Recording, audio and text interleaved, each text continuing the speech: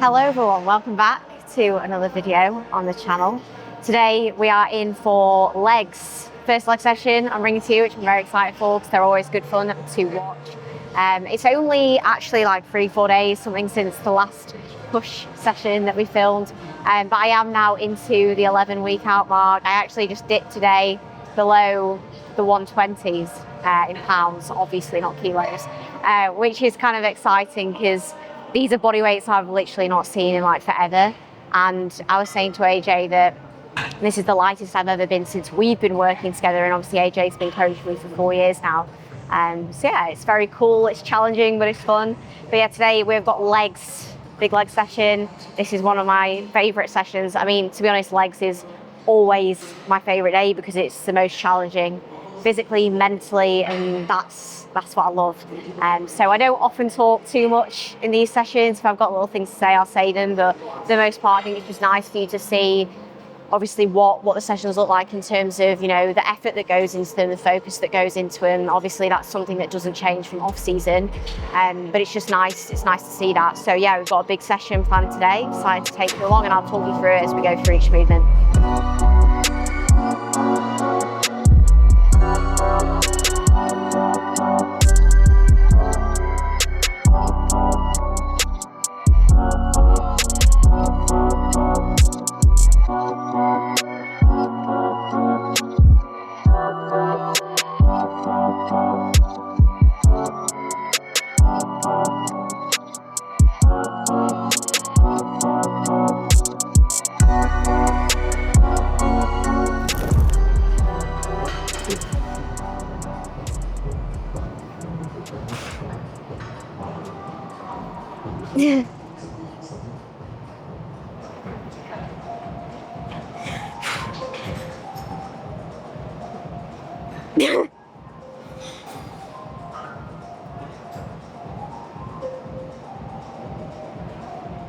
So I start all my leg sessions, both my leg sessions because I only got 2. I start them with abs, 3 sets of abs to begin with. You'll have already seen in my pull sessions, I do abs at the end, just because I feel a little bit better to do them at the end of that session, when I actually find like doing a rope crunch feels easier when my back is already like full of blood rather than going straight into it. It's kind of probably just more of a mental thing, but start of these sessions I do abs because honestly, if I was to do abs at the end of legs, I'm just fucked. So the quality of work would be so bad. So I prioritise doing them at the start. Kind of gets me a little bit more focused as well. I was doing 3 sets on this. I've recently swapped over to doing that just because I prefer it a little bit more. I can get more locked in. Like, I don't love training abs. I don't think anyone really loves training abs, but it's got to be done. My abs are still not very good, but I've been training them as hard as I could this off season, like regularly as well. And that's all that you can do. So, you know, make sure you, as I said in the previous videos, you're doing what you can do to have a strong midsection on stage, and don't just train them hard in prep, don't just train them hard in off season. You've got to train them hard all the time and maintain that quality of work as well.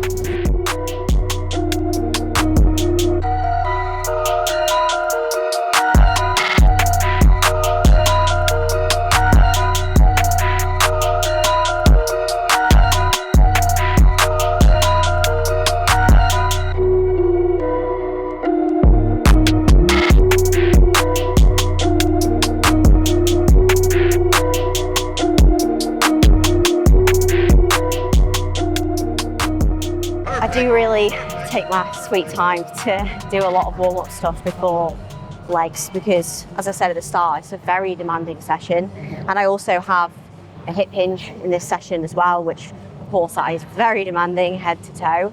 And I think a lot of people underestimate or just don't consider enough the fact that when you're training legs, like even on an adductor, like you're pulling yourself in, you're using your whole body. And I would just rather, one, go in feeling like warm and like ready to go, but just like safe, because I have done a couple of sessions where I haven't done enough warm-up work. I've rushed through it and I've hurt myself. And let me tell you, like, you'd rather do the 5 to 10 minutes of stuff at the start of the session and actually be able to perform better or save yourself a lot of time of like rehab than like actually thinking, oh, I'd rather just crack on with the session, which Sure, like if you're not very injury prone, that's fine. But most people, if you rush into a session, like you're just increasing that risk of something going wrong, especially if you're trying to do like big stuff. Like if you're just going in, you're doing like a few sets here and there, fine. But I know most of you are watching this video, you'll be going in, you'll want to get after it. So like think about taking your best performance, but also please do think about being safe, especially if you want to do this for a long time. Really, really want to reduce the risk of injury or continual long-term issues.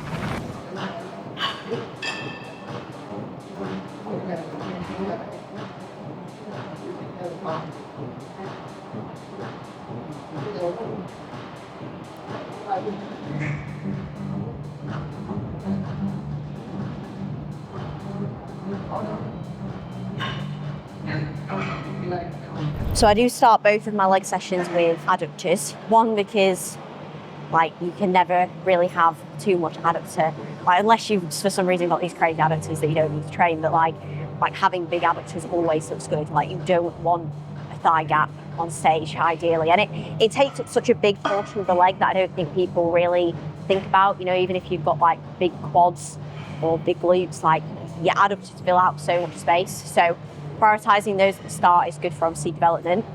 But also, like if you've got strong adductors, that will positively cross transfer into everything else as well. You know, that's going to help you in your leg press, your squat, and just general like stability with everything too. So that's why I start the session with these. I've just got 2 sets here. Isolations are generally 2 sets, and then compound work I often just have 1, just depending on like recovery capacity. And I know that it's often a really common question that people say is like, how much volume should I do? What's my recoverable volume? Like, don't copy what I do, because what I do works for me. Like when it comes to recoverable volume, like just train and see what you can recover from. Train with your best quality, your best intent. Often sometimes if you're maybe training at lower intensity, you can handle more, but we also have like individuality when it comes to what we can recover from. So test it out. Can you recover from it? If you can, great. If not, drop the volume a bit lower. It's as simple as trial and error. There's not always some little calculator that you can put everything in and get an answer. You need to just be present in the real world and take away your actual feedback and then make changes from there. I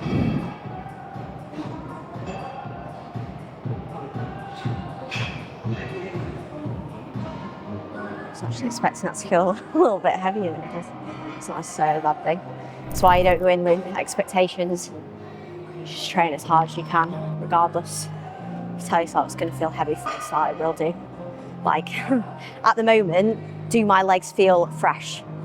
No, because I'm doing a lot of output, as I have to because I'm small, and that's what I need to do to create a deficit.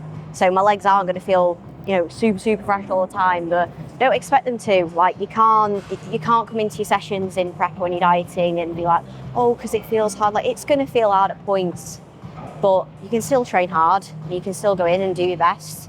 And I think if you go in with that mentality of just like doing your best and realizing like that's the only thing that matters, and when you keep that positive outlook, you'll probably train a lot better than you would do if you just went in and just focused on the negatives. And I know I'll talk about that so much in all these videos. I know I sound like a bit of a mindset guru, and it's probably annoying, but it does play a massive role. We'll see obviously how I get on in that top set anyway, but it's just a good mentality to kind of remind yourself of.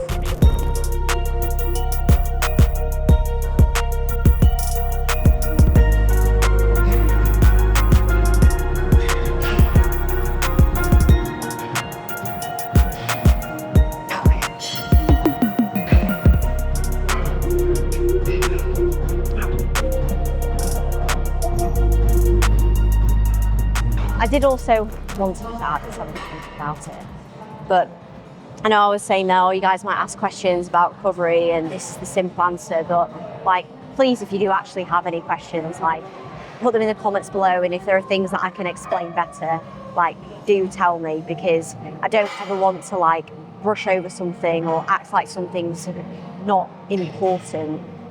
Because like honestly, a lot of the things that sometimes I think now like, oh, I should just know that, but like I didn't know a lot of the stuff that I know now a few years ago, and I'm fortunate enough to have learned from a lot of people around me. So if ever I do say anything that sounds too complex, like I don't ever want to be that person who just like overcomplicates things and makes things sound like I know more than you or whatever. Like I don't want to be like that, I just want to help. So if there are ever any things that I can explain or do better, or you guys want to know more about within my sessions, do shoot it in the comments so that I can bring you the best content possible.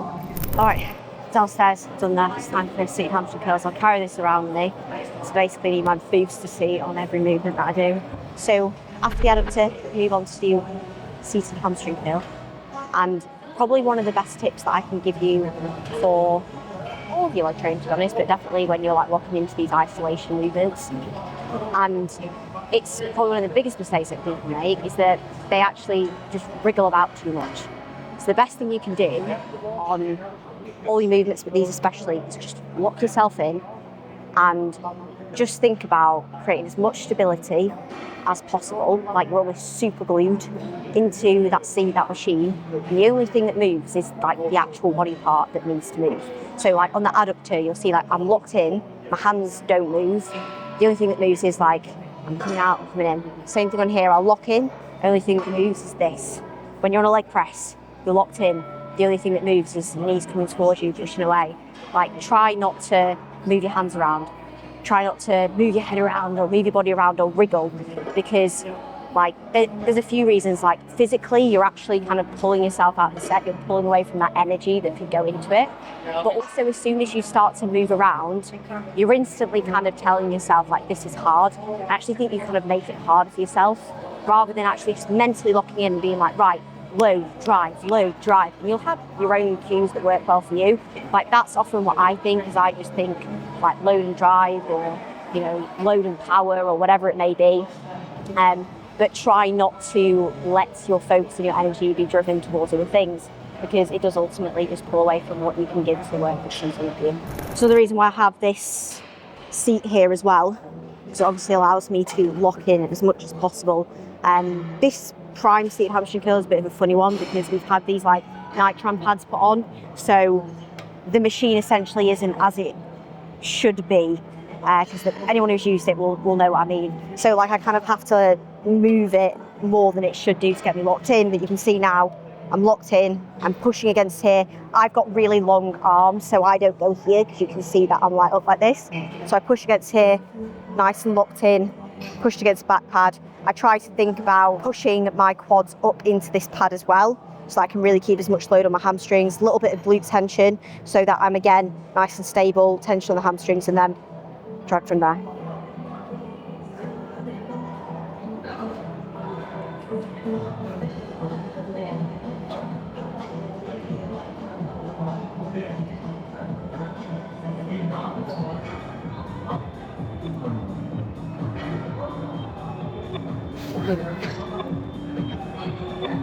Perfect.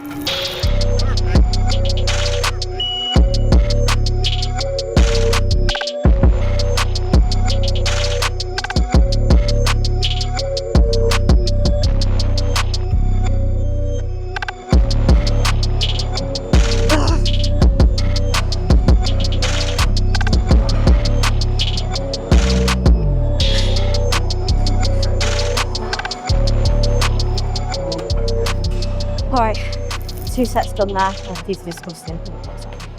2 sets done there. Now I've got RDLs. So before I get in the mindset for my RDLs, so I probably won't really talk while I'm warming up. I do have, say, a hip hinge in this session, which was a change that we made a few months ago, where previously I was hip hinging in pull. So I used to hip hinge on my pull days as well as squatting on my leg days. And I got to a point where at the time I was doing stiff legs, which we've also only recently changed, but I was getting quite strong with those. Relatively to my body weight, I'm not like really a strong hip hinger at all. But it was taking its toll on me quite significantly. And as I mentioned, even in pull sessions, it was then taking away from my back work. I just wasn't recovering, and I was actually starting to accrue some like lower back issues, some like minor like sciatica type pain, just like stuff that's not good, basically. So we've moved it over onto a leg day. I'm now also doing an RDL, which I literally just had my first session with an RDL 10 days ago, so the last time I hit this rotation, because I was getting to a point with the SLDL even where just like the act of like dead stopping at the floor and pulling up, now that I am much lighter and obviously a little bit leaner, it was beating me up more than I was actually able to get productive work. So when I was like dead stopping, I was struggling to like get tight again, which was then limiting what realistically I still had left through like my glutes, my hamstrings, my erectors, because I just couldn't get the brace quite right when I hit the floor. So that's why we're switching over to an RDL. I think that still having a hip hinge in your programming somewhere is so important if you want a thick, dense, or at least some muscle in your posterior chain. And that's something I've really, really worked really hard at. Like I love hip hinging. It's like my favorite thing ever. If I could do it every day, I could, but I think I'd be like literally like not well. I don't think I'd be able to walk. But it's something I have worked really, really hard on to build up more thickness, have more erectors, have more back. And that's something that I'm so excited when I get closer to stage lean condition to show you guys the difference in what my back used to look like versus what it looks like now. I do not genetically have a great back. I really, really don't. But I've worked really hard to build the best back that I possibly could do and the most thickness that I could. And I think that work like this really positively contributes towards it. And it's just good fun. So I think there's something about the mindset going into a hip hinge that really fires you up and should fire you up for training. But I'll go off on a tangent just talking about hip hinges because I love them so much. But yeah, we're going to go get set up for the RDLs. And then I'll probably talk to you guys about it a bit more once I've actually finished my top set, because now it's time for me to just focus in, warm up, get some good, productive, strong work in.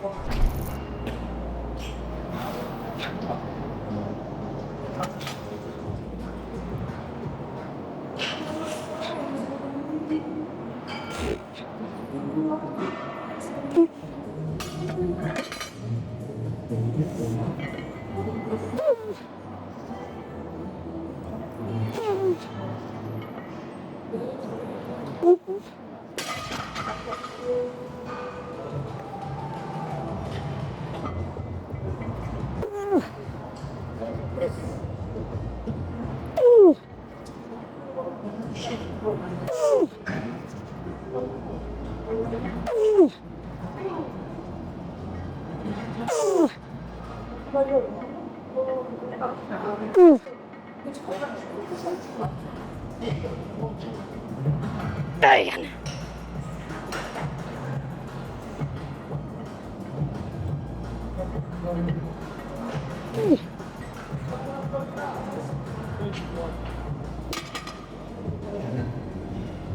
Oh, takes me a few minutes.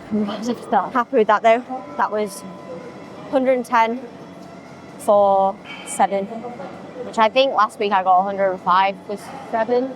Just setting like a baseline. So I wanted to like take a proper like full send set today, because my last session, like I said, it was my first session doing it and it was a D volume as well. So as much as I was training hard, I wasn't like trying to like really amp myself up. But I'm actually really happy with how that moved, to be honest.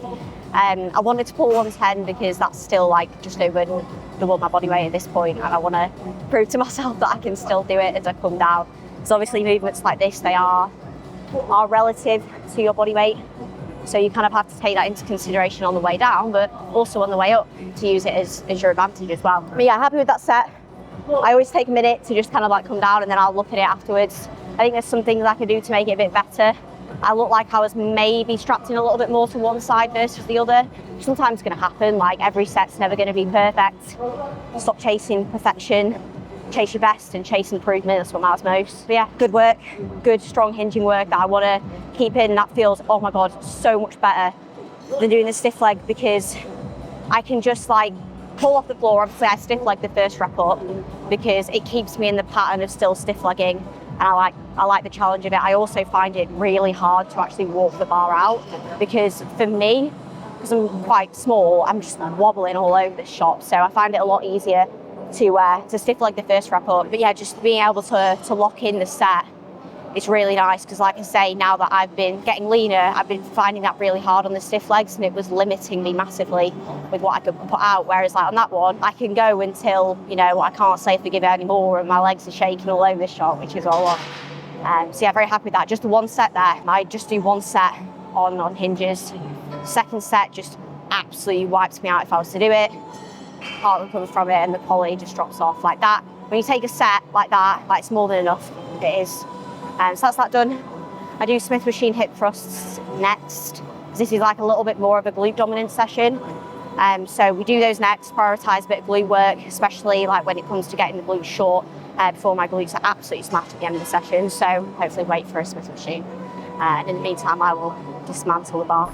Now that was definitely a challenging set, like I said. RDLs, hip hinges, they're good to keep in all the time, especially in a prep, and it's good to do strong work there. But let me tell you, doing sets like that now in prep, nowhere near as hard as doing sets like that in off season. And I'll like honestly take this to the grave with me, is that pushing really, really hard in an off season and trying to do everything you can to improve, be strong, like when you feel lethargic, when you're heavy, when you don't want to eat, and when like you're facing a bar and you know you've got to get more reps, you've got to get more load on, like that shit is hard. That's way harder than coming in my opinion, and knowing that you've got to like maintain a set. Like, don't get me wrong, that is still challenging, but I think that, you know, really, really pushing through extended phases of doing that stuff, and that's really, really pushing your limits. Like, that's one of the most challenging parts of bodybuilding. But that's where, when you can stick through that, and you can do that, and you can develop the ability to do it, that's where you make like serious progress, in my opinion. You really, when you're doing a hip thrust, like you don't want too much of your back on the bench. You really want it to be like about where your scap is. That way you can actually like bring the hips down and then also fully extend them. Otherwise, you're basically just like moving a huge part of it with like one pushing against the bench, then also just using your erectors, which obviously is not the goal.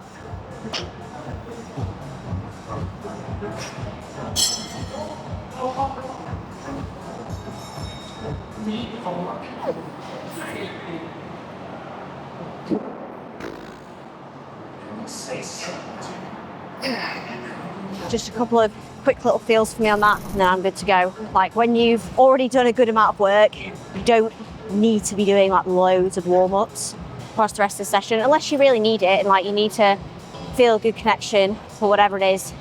But once you've like got a feel for the movement, you've like obviously got close to your working weight, then good to go. Like, save your energy, your strength for the sets and the work that actually matters. That's actually the first time that somebody's like said hi to me and not said hi to AJ, so I'll take that 1-0.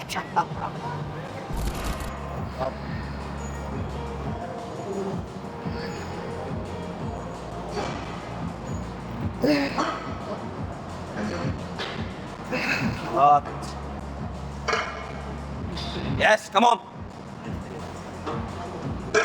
Yep. Let's go. Oh, and again.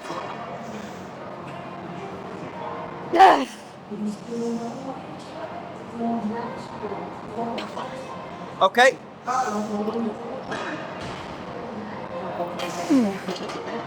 When you come out of sets like that, your glutes should literally be like so on fire, you like can't move. If you're actually coming out of hip thrust sets and your glutes don't actually feel smashed up, you probably just like honestly just not maybe training your glutes properly. Like, actually focus on loading them as you come down to stretch and like fully shortening your glutes. That's probably one of the worst things, is people just want to move load and they're not actually fully extending the hips and getting the glutes fully short. And like, you have to just think, okay, what's actually more important? Whacking a load on the bar and like not actually having much glute development, or just like actually stripping it back a little bit, making sure that your glutes are actually getting a good stimulus? Probably the latter.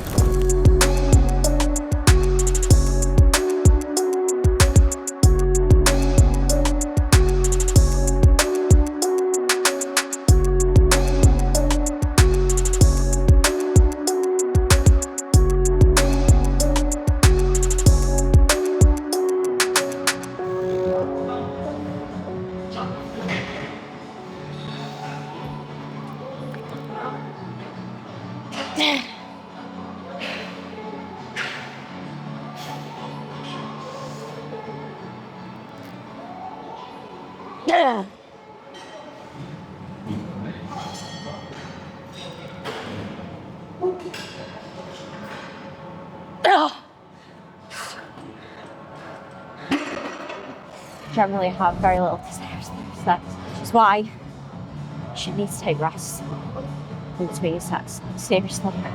If you're getting up and you're just having a minute and going straight back in, probably leaving so much more in time. But I have got another set on here. So that was a little bit low rep, I think I was 7 reps, which is 5 kilos up the side, but matched from last session where I set like a bit more of a baseline again in a D volume. So it's not like really a progression as such. It's just like a fully set now, feeling a bit more confident with the movement. Like I made some adaptations to set up. So take a bit of rest, do a high rep set to accumulate a little bit more work. Because I can handle it, and like this is a movement that's obviously like relatively speaking more safe than, you know, an RDL or even a hip thrust, in the sense that I'm just very locked in and very safe, which as you get leaner, you kind of have to maybe shift volume towards those movements more. So let's take some rest and gather myself before I do my second set.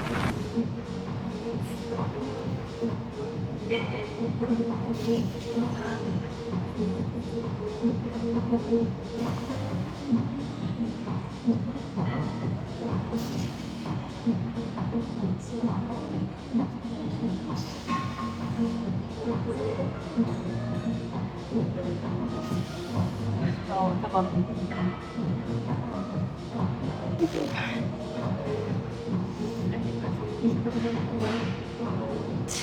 Come on, still doing well, come on.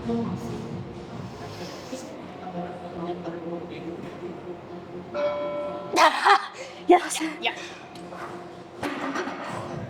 Thanks, Hannah. One thing that I really try not to do, especially on the back of set, is like just not spend too much time at the top. Kind of, I suppose, like what I said at the very, very start, it's like that active coming out the set. Because you could very easily just stop at the top, keep taking breaths and resetting, and then before you know it, you're basically doing like a really extended rest pause set. And I like to just try and keep myself in. Obviously take like a bit of a powerful like drive through, but a bit of a softer lockout, and then just like straight back in. Obviously, like it takes, I think, a certain skill to be able to do that without your actual set like breaking down massively. So like don't like just rush straight into the sets or to the reps, sorry. But I think that keeping good flow to those sets helps you to take the most out of them and just like generally just stay in the set and stick with it all the way up until like a smart and solid failure point. Single leg extensions, I'll literally just do like a very, very quick feel per leg, and then I will head in. And that's again just get a good feel for the movement, and then we work. So I don't, one, I'm not going that heavy on this anyway, with it being single leg, so I literally couldn't do many warm-ups if I wanted to. But secondly, I'm just ready to go, so we crack on.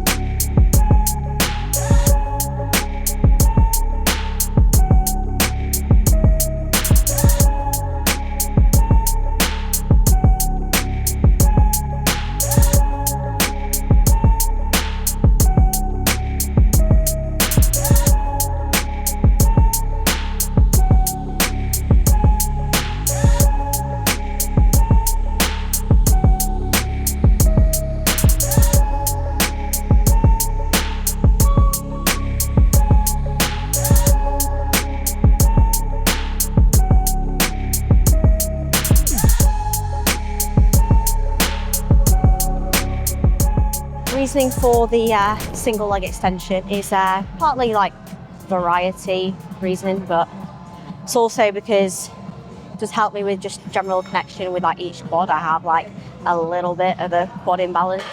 It's like, why might you do single arm work for so many different things, or single leg work, and maybe to target that side a bit more, maybe because you have a bit of an imbalance, which, by the way, like everyone has imbalances. I don't know if it's social media or what it is, but I think that people like expect themselves to be like perfect.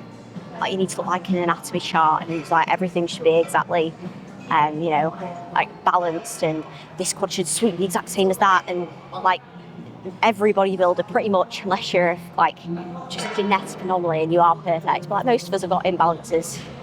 Doesn't mean you're not going to be competitive, you know, so you can address those imbalances while we're training, but the likelihood is like when you come out on stage and you look at your whole physique, unless you have got a really glaring issue, like it's not going to be noticeable. It's really not. And you're probably the only one who notices it because you're intricately looking. Like when a judge just takes a look at you, they're probably not going to notice that, you know, your left quad is maybe like half an inch bigger than the other, or it inserts a little bit higher. You know, we're not perfect. So please remember that. Okay, final bits to finish off the session. I have 3 sets of laterals, and then I'll do 3 sets of calves. Work at the end of the session is just as important as everything else. But the reason why I have this in is just a little bit of extra side delt topic work. As we kind of spoke through in my last push video, you know, having the best side delts possible is very, very important. I can recover from this. You want to train really every body part at the maximum frequency you can do. And as I said, your side delts can probably recover from a lot more when you think, like, I come into this session, my side delts, it's been 3 days since I trained my side delts, like they're not sore. I can train them, I can get some good work in them, and even just the like positive information of continuing to train and prep, it helps the look massively, and that's obviously just important to keep me look good and keeping me feeling good about like my shape and making sure those areas don't go too flat. So yeah, 3 sets on here. First set I do a little bit lower, short challenge, and then the last set I do a little bit higher, a bit more of a length challenge, and then we'll finish with calves. So I'll crack on with these, and then I will catch you guys at the end of the video and wrap up there. But before I do, I just wanted to say how nice these tops. I've seen these throughout the video. These are some new limited edition MBW tops. So keep your eyes peeled for these over the next month or so, because they always sell out pretty quickly. And these are definitely my favourite so far.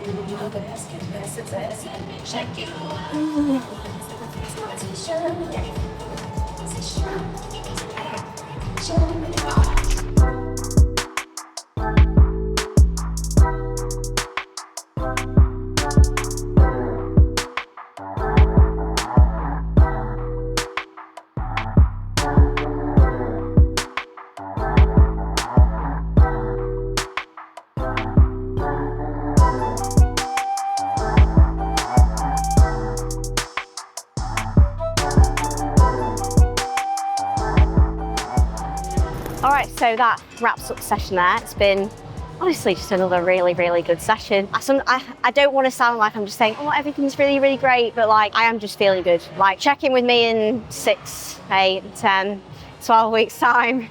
I know it will get more challenging, but like I think it's a great message that, you know, like for the most part in prep, you will feel really good. Like, you know, you shouldn't be in the hurt locker for 30 weeks, like you shouldn't, and that is why, you know, like doing what is necessary to bring body fat down, but also like managing fatigue, setting up variables well, managing stress, getting good sleep, all of these things are so important. They really, really are. If you want to get into stage lean condition, enjoy the process, be at your best, actually bring muscle to the stage, because it's not a fat loss contest where you should just feel like shit all the time. Like that's not the goal. For the most part, you should feel good on the day-to-day. You should embrace the challenges. You should still be training hard and actually taking like good sessions. Like that is important, and that's why, you know, coaching very, very close to on an individual basis, and like I'm very grateful to have someone like AJ who knows me very well and helps me to manage these things. It's very important. So yeah, it's been a very good session. Feeling good is legs, so I'm not going to be doing or showing you guys any posing, because I will practice some posing, but I will be moderately inflamed. But that's going to happen after big sessions, and you've just got to take that into context, but still tick all the boxes and do all the non-negotiables that you need to do. But yeah, as always, thank you so much for tuning in. If you have made it to the end of the video, please make sure to like, subscribe, share if you've enjoyed watching. And please do visit all of the links down in the description. Make sure you check out MBW, and if you want to obviously catch up with more in-depth updates with my prep process, I do post on my log there every single day. So you can keep up to date in real time on there if you do want to. But yeah, thank you so much guys. I'll catch you in the next one.